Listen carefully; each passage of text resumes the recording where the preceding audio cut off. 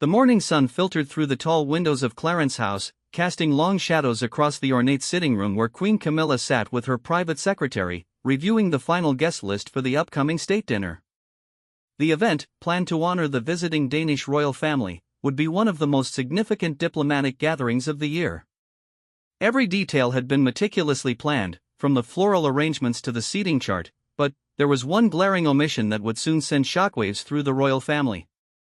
Camilla's pen hovered over the elegant cream-colored paper as she made her final review. The guest list included dignitaries, ambassadors, members of parliament, and various members of the royal family. King Charles would naturally be present, as would Princess Anne and the Earl of Wessex. However, one name was conspicuously absent from the carefully curated list: Catherine, Princess of Wales. The decision had not been made lightly. Camilla had spent weeks deliberating, consulting with her closest advisors, and weighing the potential consequences. The relationship between Camilla and Kate had always been complex, marked by an undercurrent of tension that few outside the inner circle of the royal family truly understood.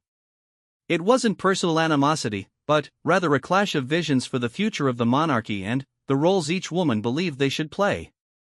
Kate had always been the people's favorite, the commoner who had captured the heart of a future king and seamlessly integrated into royal life. Her natural grace, her dedication to charitable causes, and her ability to connect with people from all walks of life had made her incredibly popular with the British public. She represented a modern monarchy, one that was accessible and relatable. Her 3 children with William had only enhanced her image as the perfect royal mother, balancing duty with family life in a way that seemed effortless. Camilla, on the other hand, had fought hard to earn her place within the royal family. Her journey had been fraught with controversy, public scrutiny, and years of careful rehabilitation of her image. She had worked tirelessly to prove herself worthy of the crown, supporting Charles through his most challenging moments and gradually winning over a skeptical public. Now, as queen consort, she felt it was time to assert her authority and make decisions that would shape the future of the institution. The state dinner represented more than just a diplomatic event. It was an opportunity for Camilla to establish herself as a force to be reckoned with in royal circles. She had decided that the evening should focus on the senior working royals, those who had been serving the crown for decades. In her mind, Kate, despite her popularity, was still relatively new to the family and could afford to miss this particular gathering. But Camilla had underestimated the deep bond between William and his wife, and the protective instinct that would drive him to defend Kate against what he would perceive as a deliberate slight. William had always been fiercely loyal to those he loved, a trait he had inherited from his late mother, Princess Diana. He had watched Kate navigate the challenges of royal life with grace and dignity, supporting him through his own struggles and proving herself to be an invaluable partner both personally and professionally. The news of Kate's exclusion from the guest list reached William through his private secretary on a crisp Tuesday morning. He had been reviewing his own schedule for the week when the information was casually mentioned as part of a broader briefing about upcoming events. The secretary had assumed that William already knew about the arrangement, that perhaps it had been a mutual decision between the couple due to Kate's other commitments. William's reaction was immediate and visceral. His jaw tightened, and a familiar flash of anger crossed his features, the same expression that those close to him had learned to recognize as a warning sign. He set down the papers he had been reading and asked his secretary to repeat the information, hoping he had misheard. When the details were confirmed, William felt a surge of protective fury that took him by surprise with its intensity. "Are you certain about this?"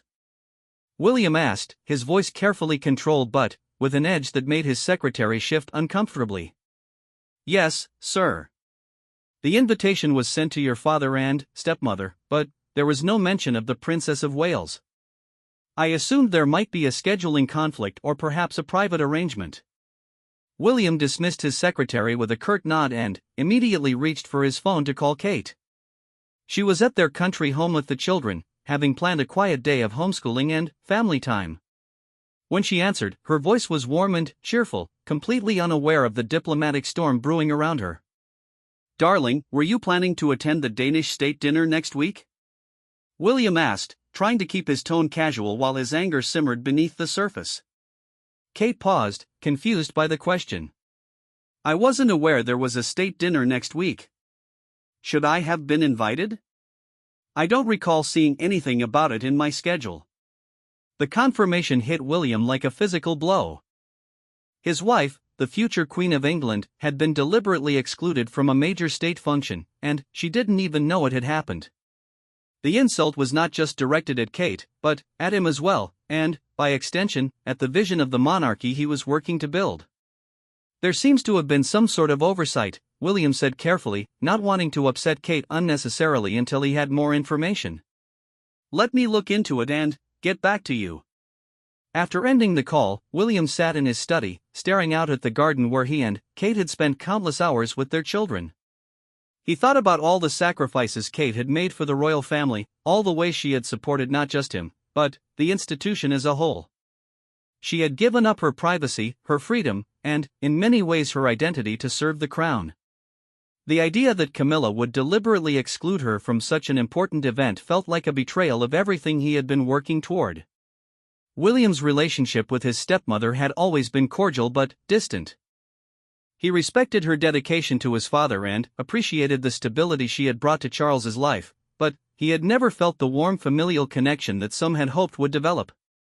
Camilla represented the old guard of the royal family, the traditional approach to monarchy that William believed needed to evolve to remain relevant in the modern world. Kate, on the other hand, represented the future.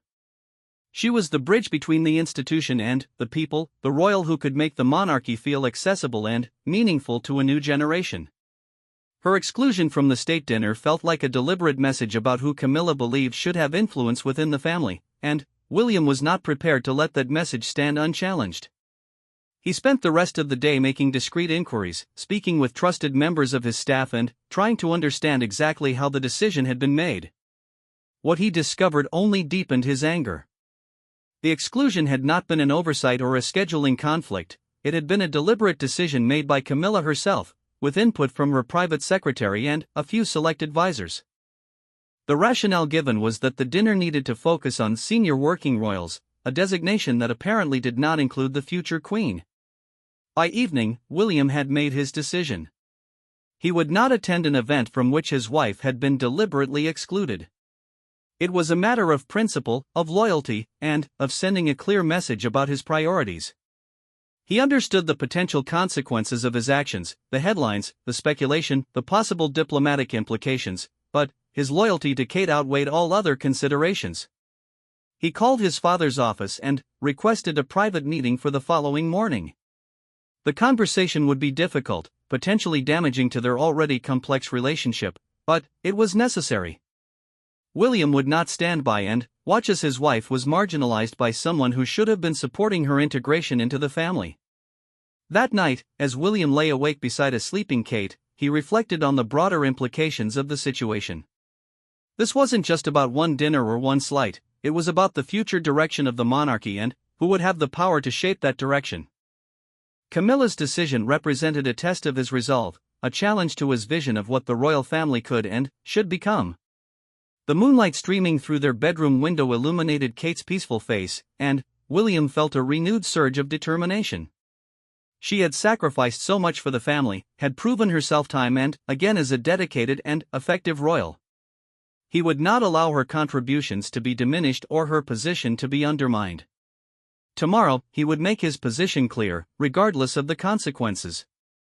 The stage was set for a confrontation that would reverberate through the royal family for months to come, a clash between tradition and progress, between the established order and a new vision for the future of the British monarchy.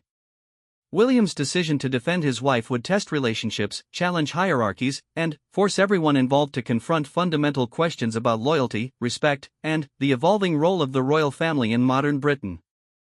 As dawn approached, William finally drifted off to sleep, his mind already formulating the words he would use to confront Camilla and defend the woman who had become not just his wife, but his closest ally in navigating the complex world of royal duty and public service. The conversation ahead would be difficult, but he was prepared to face whatever consequences might follow from his decision to put his marriage and his principles above royal protocol and family politics. The grandfather clock in the corridor of Clarence House chimed 9 times as William's footsteps echoed on the polished marble floor. He had arrived precisely on time for his requested meeting with Camilla, his jaw set with determination and his mind focused on the task ahead. The ornate hallways, adorned with centuries of royal portraits, seemed to watch him as he made his way toward what he knew would be one of the most difficult conversations of his life. Camilla's private secretary greeted him with the usual formal courtesy, but William could sense an underlying tension in the woman's demeanor. Word had clearly spread about the nature of this impromptu meeting, and the staff were walking on eggshells, unsure of what diplomatic storm might be brewing. William was ushered into Camilla's study, a room that perfectly reflected her personality, elegant but comfortable, filled with personal touches that spoke to her love of literature and gardening. Queen Camilla rose from behind her mahogany desk as William entered, her expression carefully neutral. She had always been skilled at reading people, a talent that had served her well during her years of navigating the treacherous waters of public opinion and royal protocol. Today, however, she could see immediately that this was not going to be a routine family check-in or a discussion about upcoming charitable events. "William, how lovely to see you," she said, extending her hand in greeting. "Please, sit down. Would you care for some tea?" "Thank you, but no," William replied, his tone polite but noticeably cooler than usual. He took a seat in one of the wingback chairs opposite her desk, his posture straight and formal. "I appreciate you seeing me on such short notice." Camilla settled back into her chair, her hands folded in her lap. She had learned over the years to read the subtle signs of displeasure in her stepchildren, and every instinct told her that this conversation was not going to go well. "Of course. What's on your mind?" William took a deep breath, choosing his words carefully. He had rehearsed this conversation in his head throughout the sleepless night, but now that the moment had arrived, he found himself struggling with how to begin. The relationship between them had always required delicate navigation, and he knew that how he approached this topic would set the tone for their interactions for years to come. "I understand that there's a state dinner planned for next week to honor the Danish royal family," he began, his voice steady but with an unmistakable undercurrent of tension. "I've been reviewing the guest list, and I noticed that Catherine was not included among the invitees." Camilla's expression didn't change, but William noticed a slight stiffening in her posture. She had been expecting this conversation, had in fact been dreading it since the moment she made the decision to exclude Kate from the event. Yes, the guest list was carefully curated to include the most senior working members of the family. "We wanted to keep it focused and intimate." "Intimate," William repeated, the word hanging in the air between them. "With over 200 guests, I'm not sure intimate is the word I would choose." "But, more importantly, I'm struggling to understand how the future queen consort doesn't qualify as a senior working member of the royal family." The directness of his challenge caught Camilla off guard. She had expected him to be diplomatic, to perhaps suggest adding Kate to the list as an afterthought. Instead, he was confronting the fundamental reasoning behind her decision head-on. "William, you must understand that these decisions are never easy. There are protocols to consider, traditions that have been established over centuries." "What tradition exactly excludes the wife of the heir to the throne from a state dinner?" William asked, his voice rising slightly despite his efforts to remain calm. "Because I've studied royal protocol extensively, and I can't find any precedent for such a decision." Camilla shifted in her chair, clearly uncomfortable with the direction the conversation was taking. She had hoped to rely on her position and experience to deflect William's concerns, but his preparation and determination were making that impossible. "It's not about exclusion, it's about focus. This particular dinner is meant to showcase the established relationships between our monarchy and the Danish royal family. Your father and I have been building those relationships for decades." "And Kate has been supporting those relationships for over a decade as well," William countered. "She has represented the royal family with distinction at countless diplomatic events. The Danish crown prince and princess specifically requested to meet with her during their last visit to the UK. How exactly does excluding her serve our diplomatic interests?" The mention of the Danish royal's previous request to meet Kate was a strategic move on William's part. He had done his homework and knew that Crown Prince Frederick and Crown Princess Mary had specifically asked to spend time with Kate during their last official visit, impressed by her work with children's mental health initiatives that paralleled their own charitable interests. Camilla's carefully constructed rationale was beginning to crumble under William's methodical questioning. She realized that she would need to be more direct about her true motivations, even if doing so risked escalating the conflict. "William, I think it's important for the institution that clear hierarchies are maintained. Catherine is wonderful, but she is still relatively new to royal life. These state occasions are opportunities for the most experienced members of the family to represent the crown." "Relatively new?" William's voice carried a note of disbelief. "Catherine has been a working member of this family for over 13 years. She has undertaken hundreds of official engagements, supported dozens of charities, and represented the crown with grace and dignity at events around the world. If 13 years of dedicated service doesn't qualify her as experienced, then I'm not sure what does." The temperature in the room seemed to drop several degrees as the two stared at each other across the desk. Camilla could see the protective fury in William's eyes, the same fierce loyalty that had made him such a formidable advocate for causes he believed in. She realized that she had underestimated both his dedication to his wife and his willingness to challenge her authority directly.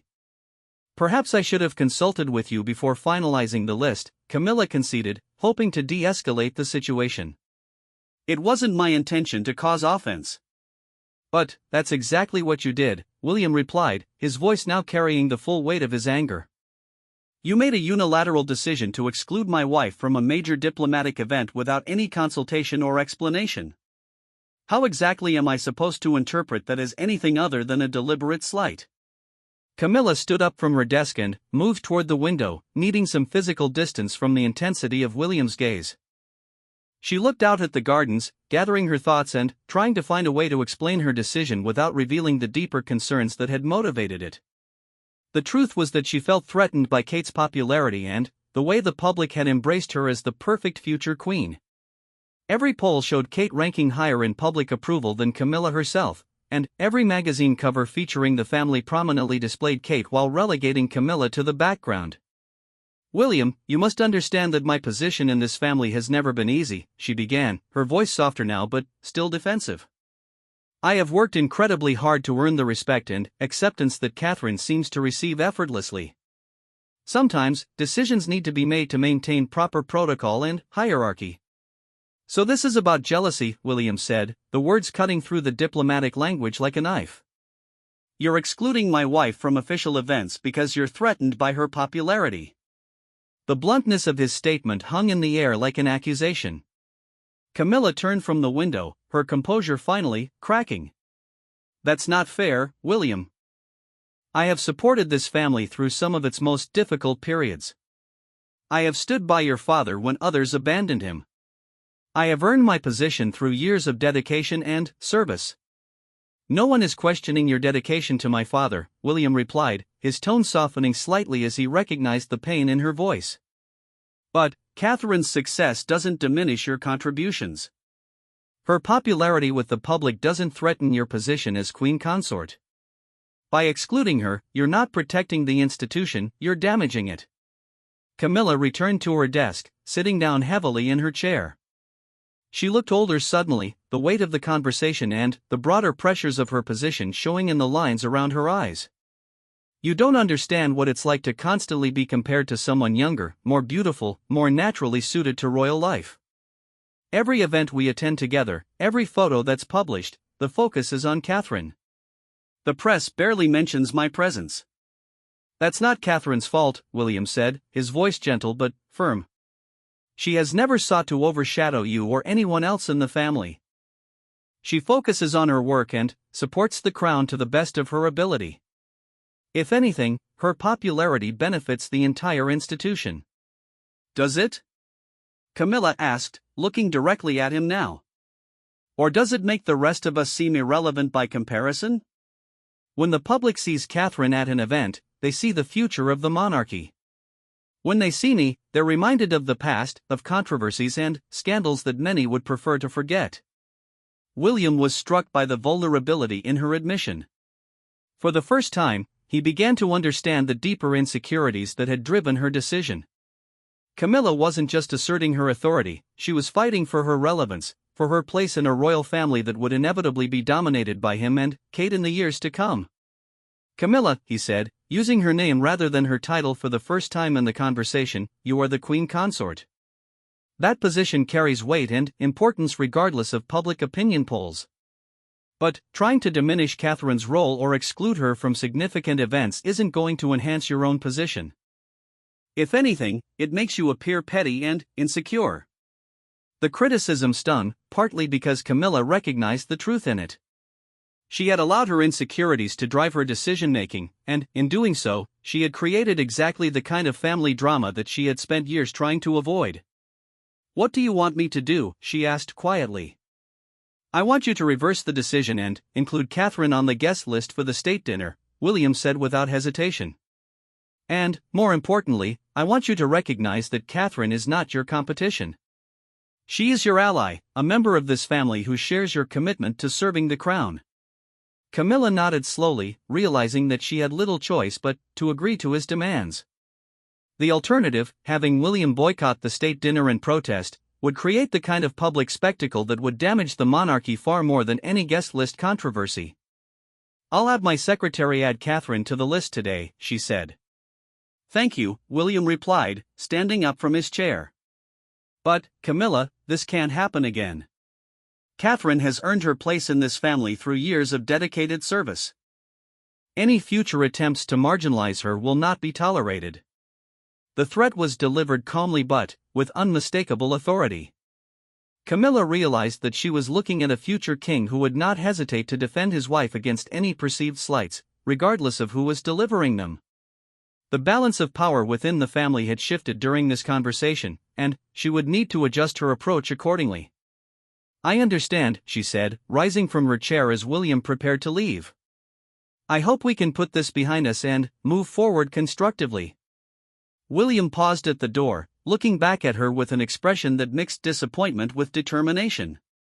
"I hope so too. Catherine and I both want to support you and my father in your roles. But that support has to be mutual." As the door closed behind him, Camilla sank back into her chair, emotionally exhausted from the confrontation. She realized that she had made a serious miscalculation, one that had not only failed to achieve her goals but had actually weakened her position within the family hierarchy. The state dinner would now go forward with Kate included, but the damage to relationships had already been done. More importantly, she now understood that William was prepared to challenge anyone who threatened his wife's position, including her. The future of the monarchy would be shaped by William and Kate, and any attempts to alter that reality would be met with fierce resistance. The conversation had been a wake-up call, forcing her to confront uncomfortable truths about her own insecurities and the changing dynamics within the royal family. The days following William's confrontation with Camilla were filled with tense phone calls and carefully worded emails as the royal machinery worked to address the diplomatic crisis that had erupted within the family. While Camilla had agreed to add Kate to the guest list, the damage had already been done.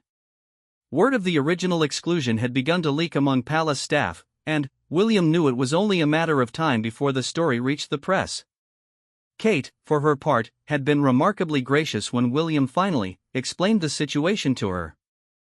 They had been sitting in their private living room at Adelaide Cottage, the children safely tucked into bed, when he recounted the details of his meeting with Camilla. Kate had listened without interruption, her expression growing more troubled as the story unfolded. "I can't believe she would do that," Kate had said quietly, her voice carrying a mixture of hurt and bewilderment. "I thought we had moved past all the territorial behavior. I've tried so hard to be supportive of her position." William had reached for her hand, intertwining their fingers as he struggled to find the right words. "This isn't about anything you've done wrong. This is about insecurity and fear of change. Camilla is worried about her relevance in a monarchy that's evolving." "But I've never tried to undermine her," Kate had protested. "I've gone out of my way to show respect for her position. I've deferred to her on protocol issues, supported her charitable initiatives, and always spoken positively about her in public." That was exactly what made Camilla's decision so difficult for William to accept. Kate had been nothing but gracious and supportive toward his stepmother, despite the obvious tensions and the challenges of navigating their complex relationship. She had understood from the beginning that her position in the family would require delicate balance, and she had worked tirelessly to maintain harmony while still fulfilling her own duties. "I know," William had said, squeezing her hand gently. "And that's exactly why I couldn't let this stand. Your integrity and dedication to the family deserved better than to be dismissed because of someone else's insecurities." Kate had been quiet for a long moment, processing the implications of what had happened. "What did you tell her about attending the dinner? I assume you made it clear that I would be there now?" William had hesitated, knowing that his next words would reveal the full extent of his commitment to defending her. "Actually, I told her that if you weren't welcome at the dinner, then I wouldn't be attending either. It was only after she agreed to add you to the guest list that I confirmed we would both be there." The look of surprise and gratitude on Kate's face had made every uncomfortable moment of his confrontation with Camilla worthwhile. She had always known that William was protective of her, but the idea that he would risk a major diplomatic incident and family rift to defend her position had moved her deeply. Now, 3 days later, as they prepared for the state dinner, the tension within the royal family was palpable. The event was being held at Buckingham Palace, with the grand ballroom transformed into a showcase of British diplomatic elegance. Crystal chandeliers cast warm light over carefully arranged tables adorned with flowers from the palace gardens, and the finest china and silverware had been polished to perfection. Kate had chosen her outfit carefully for the evening, selecting a stunning navy blue gown that struck the perfect balance between elegance and respect for protocol. The dress, designed by one of her favorite British designers, featured intricate beadwork that caught the light beautifully, and she had paired it with a diamond tiara that had belonged to Princess Diana, a subtle but meaningful choice that would not be lost on those who understood royal symbolism. As they arrived at Buckingham Palace, William could sense Kate's nervous energy. Despite her years of experience with royal events, the circumstances surrounding this particular dinner had created an undercurrent of anxiety that even her professional composure couldn't entirely hide. He placed a reassuring hand on the small of her back as they made their way through the palace corridors toward the reception area. "Remember," he whispered to her as they approached the doors to the state apartments, "you belong here. You've earned your place at this table through years of dedicated service. Don't let anyone make you feel otherwise." Kate nodded, drawing strength from his words and his unwavering support. She had learned over the years that royal events required not just grace and poise, but also mental fortitude and the ability to navigate complex social dynamics while maintaining a serene exterior. Tonight would test all of those skills. The reception before dinner was a carefully choreographed affair, with guests mingling over champagne and canapés while photographers captured images that would appear in newspapers around the world. King Charles and Queen Camilla stood near the center of the room, greeting dignitaries and foreign royals with the practiced ease that came from decades of such events. When William and Kate entered, there was a momentary pause in the conversation as heads turned to acknowledge their arrival. Camilla's expression was carefully neutral as she watched William and Kate approach. She had spent considerable time with her advisors over the past few days, discussing how to handle the awkwardness of the situation and minimize any potential embarrassment. The decision had been made to proceed as if nothing unusual had occurred, to treat the evening as a routine diplomatic function rather than the site of a family conflict. "William, Catherine, how wonderful that you could join us," Camilla said as they reached the receiving line, her voice carrying the perfect tone of gracious hospitality. To an outside observer, there was nothing in her demeanor to suggest any underlying tension. "Thank you for including us," Kate replied, her own voice equally poised and diplomatic. "It's an honor to be here for such an important occasion." The exchange was polite and appropriate, but William could sense the undercurrents of strain beneath the surface courtesy. Both women were skilled at maintaining appearances, but the careful distance in their interaction spoke volumes about the changed dynamic between them. As the evening progressed, William found himself observing the subtle ways in which the recent conflict continued to manifest. Camilla seemed to be working harder than usual to command attention, speaking more loudly during conversations and positioning herself prominently in group discussions. Kate, in contrast, appeared more reserved than typical, focusing intently on her conversations with the Danish royals and other international guests while maintaining a careful distance from Camilla. The seating arrangement for dinner had clearly been adjusted at the last minute to accommodate Kate's addition to the guest list. She found herself seated between the Danish ambassador and a senior government minister, a position of honor that reflected her status but also kept her physically separated from the immediate royal family grouping around King Charles and Camilla. William, seated several places away from Kate due to protocol requirements, found himself growing increasingly frustrated as the evening wore on. While he had succeeded in securing Kate's inclusion in the event, he could see that the underlying tensions had not been resolved. If anything, the forced nature of her attendance had created new layers of awkwardness that were affecting everyone's ability to enjoy the evening. The breaking point came during the formal toasts that followed the main course. King Charles had risen to deliver remarks about the historic friendship between Britain and Denmark, speaking eloquently about shared values and mutual cooperation. The Danish crown prince had responded with equal grace, praising the warmth of British hospitality and the strength of the alliance between their nations. It was customary at such events for senior members of the royal family to be acknowledged during the toasts, and Charles had mentioned Camilla's role in strengthening diplomatic relationships through her various initiatives. However, when it came time to acknowledge the broader royal family's contributions to international relations, Kate's work was notably absent from the remarks. The omission was subtle, the kind of diplomatic slight that might go unnoticed by casual observers but would be immediately apparent to anyone familiar with royal protocol. William felt his jaw tighten as he realized that despite the agreement to include Kate in the event, there were still ways to marginalize her contributions and minimize her significance. As the evening moved toward its conclusion, William made a decision that would send shockwaves through the royal establishment. Rather than staying for the traditional post-dinner reception and informal conversations that typically extended such events well into the night, he approached Kate and quietly suggested that they make their departure. "Are you certain?" Kate asked, understanding immediately that leaving early would be noticed and commented upon by everyone present.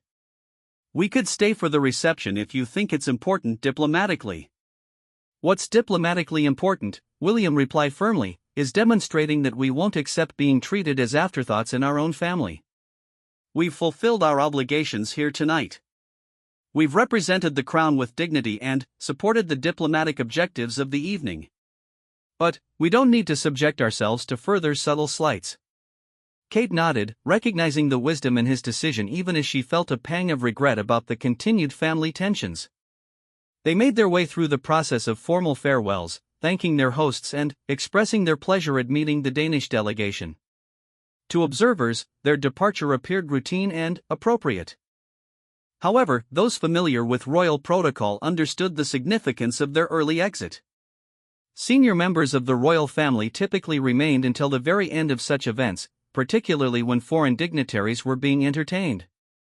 William's decision to leave while the reception was still in full swing was a clear signal of his displeasure with how the evening had unfolded. King Charles noticed their departure and briefly excused himself from his conversation to approach them near the door. "Leaving so early?" he asked, his tone carefully neutral but with an undertone of concern.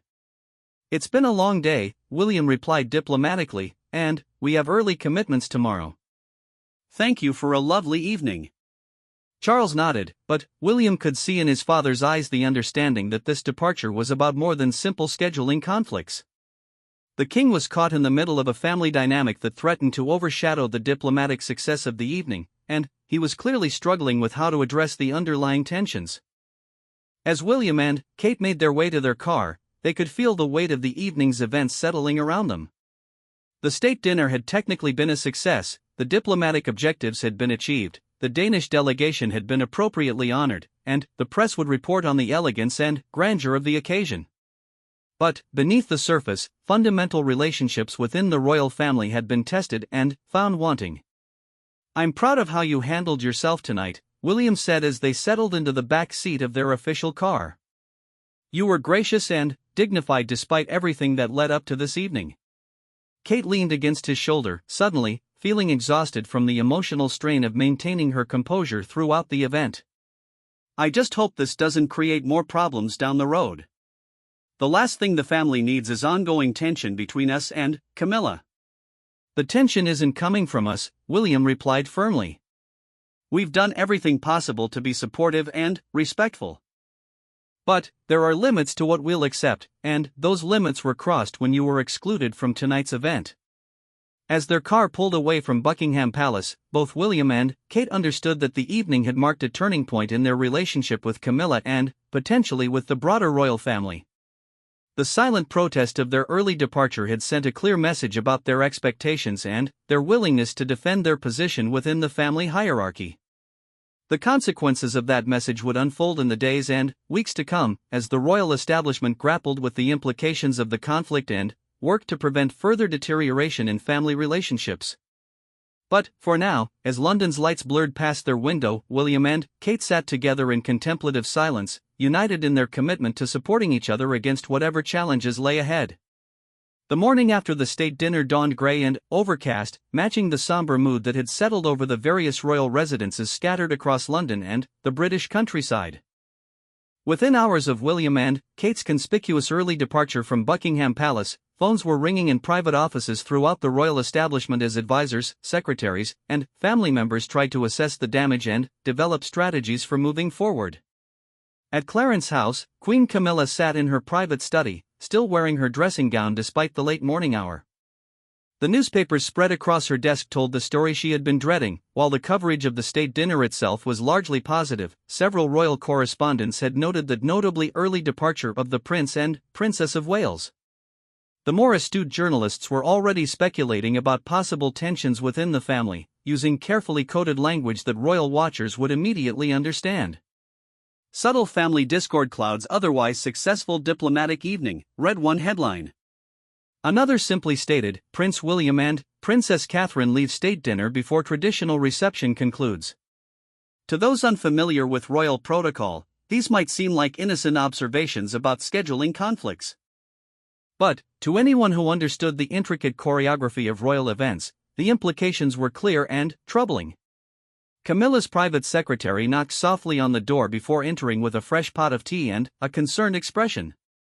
"Your Majesty, King Charles would like to speak with you at your earliest convenience.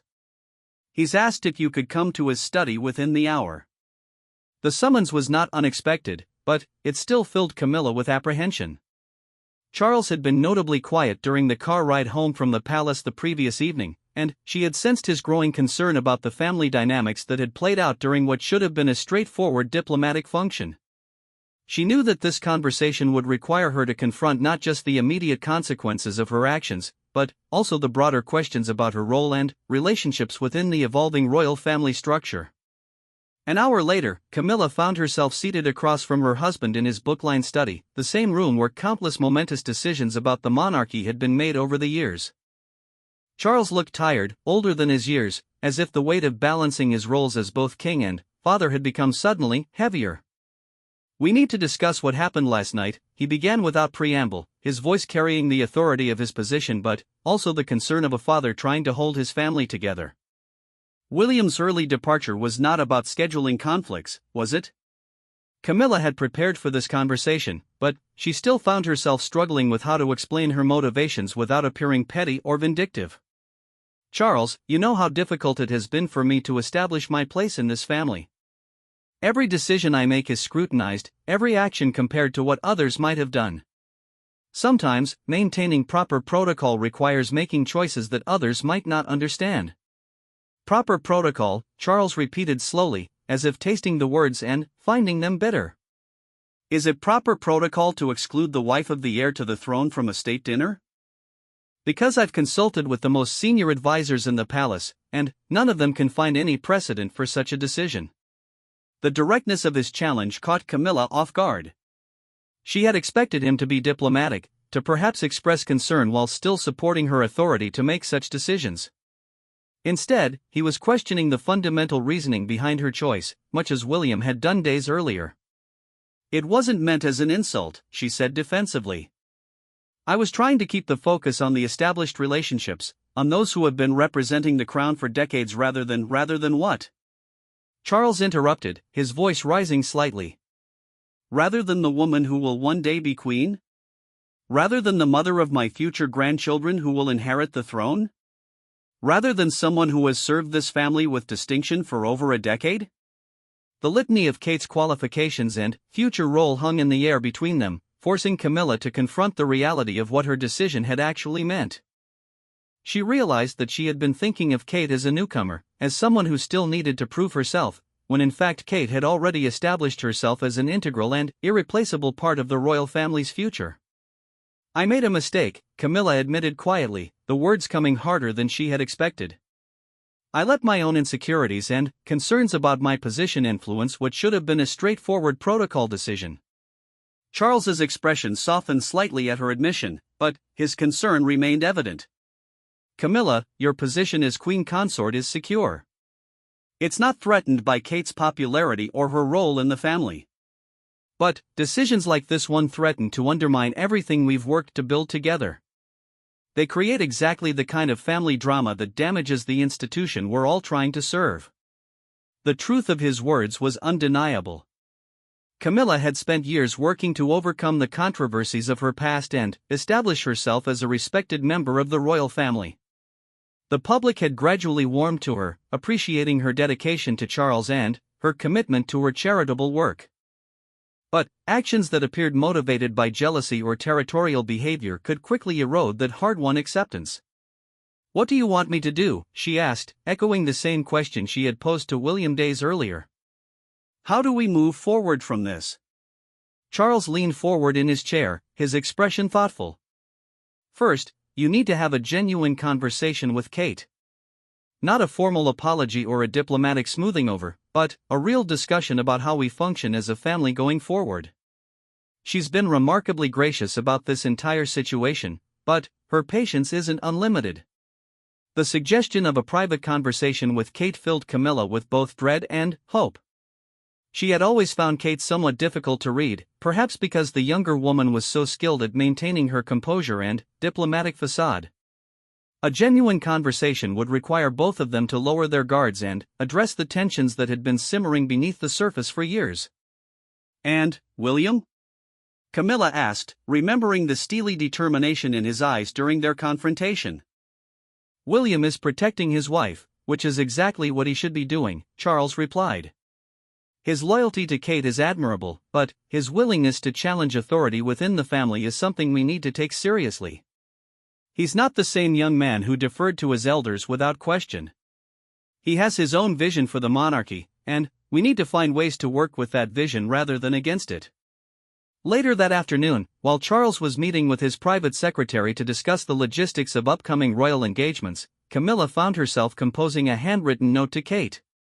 The art of the personal letter had been drilled into her during her years of royal training, but this particular message required a delicacy and sincerity that formal protocol couldn't provide. "Dear Catherine," she began, the simple salutation taking several attempts to get right. "Too formal and it would seem cold, too familiar and it might appear presumptuous.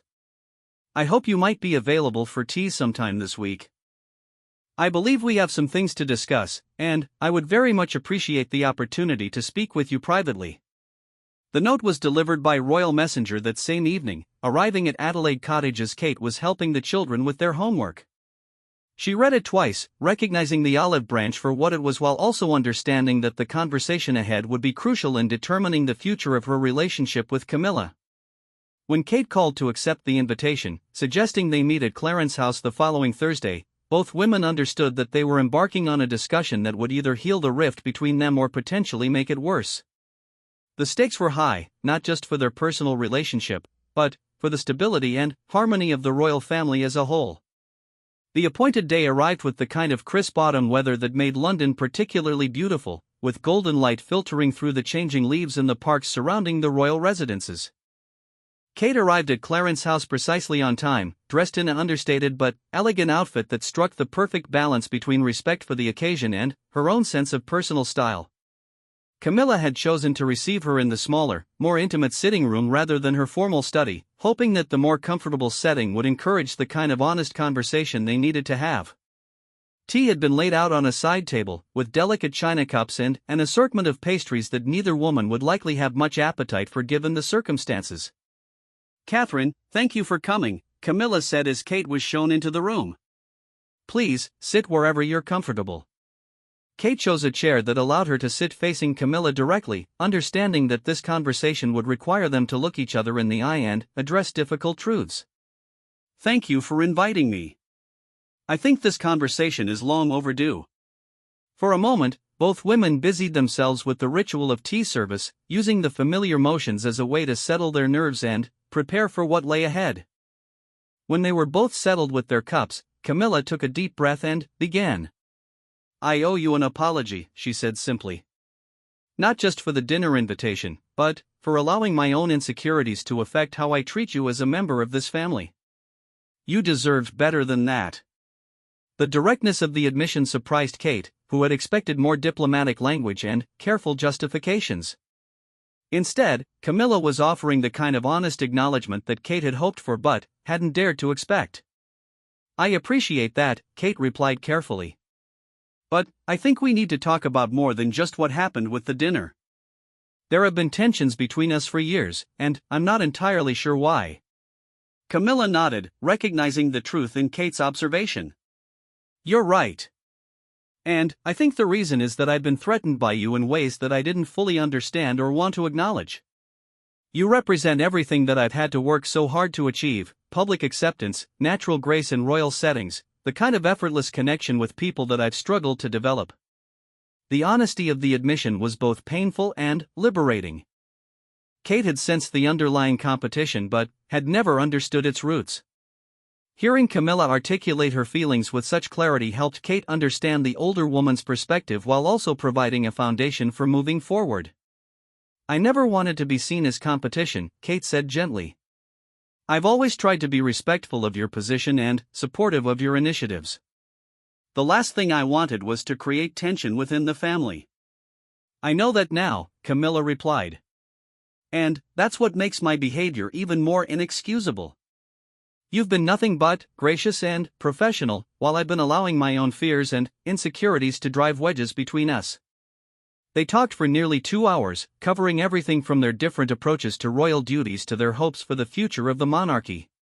Kate spoke candidly about her own struggles with royal life, the challenges of maintaining her identity while fulfilling her duties, and her desire to use her platform to make a meaningful difference. Camilla shared her own journey, from the controversial early years to her gradual acceptance by the public, and her ongoing concerns about her legacy and relevance. As the afternoon sunlight began to fade, both women realized that something fundamental had shifted in their relationship. The careful politeness that had characterized their previous interactions had been replaced by genuine understanding and mutual respect. They would never be best friends, but they could be allies in service of the institution they both loved and the family they both wanted to protect. "I hope we can put all of this behind us," Camilla said as their conversation drew to a close. "And I hope you know that you have my full support going forward. William was right to defend you, and I was wrong to put him in a position where he felt he had to." Kate smiled, feeling lighter than she had in weeks. "Thank you. And I hope you know that my respect for your position and my commitment to supporting you is genuine. We're stronger as a family when we work together rather than against each other." As Kate prepared to leave, Camilla made one final gesture that would help cement their new understanding. "I'm hosting a reception next month for the literacy charity I patron. I would be honored if you would consider co-hosting it with me. I think our joint support would send a powerful message about our commitment to working together." The invitation was more than just a social gesture, it was a public demonstration of their reconciliation and a signal to the royal establishment that the recent tensions had been resolved. Kate accepted graciously, understanding the significance of the offer. When William heard about the tea and the subsequent invitation to co-host the reception, he felt a profound sense of relief. His willingness to confront Camilla and defend Kate had achieved its intended result, but he had worried about the long-term consequences for family harmony. The fact that the two women had been able to find common ground and move forward together represented the best possible outcome.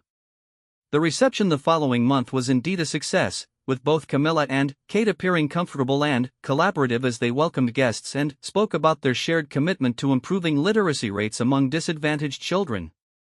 The press coverage was universally positive, with several commentators noting the apparent strengthening of relationships within the royal family. In the months that followed, the dynamic between William, Kate, and Camilla continued to evolve in positive directions. While they would never have the easy familiarity of biological family members, they had developed a working relationship based on mutual respect and shared commitment to the crown. The crisis that had threatened to create lasting divisions within the family had instead become an opportunity for growth and better understanding. Years later, when historians looked back on this period in royal family dynamics, they would note it as a turning point, the moment when the institution demonstrated its ability to evolve and adapt to changing personalities and circumstances while maintaining its essential character and purpose. The silent protest that had begun with a dinner invitation had ultimately strengthened rather than weakened the bonds that held the royal family together.